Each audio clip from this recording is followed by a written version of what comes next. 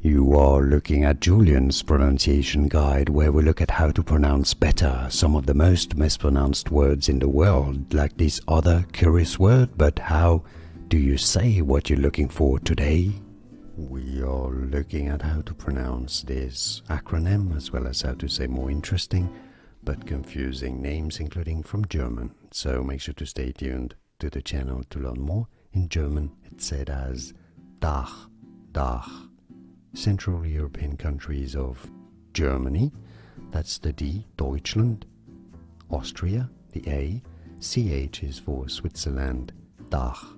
It's easy, and now you know. More videos for you here to learn more, in country names included, and more confusing vocabulary. Thanks for watching. Here are more videos on how to pronounce more confusing words and names too many mispronounced. Like this video if you found it useful. I appreciate your support. I'll see you soon, and thanks for watching.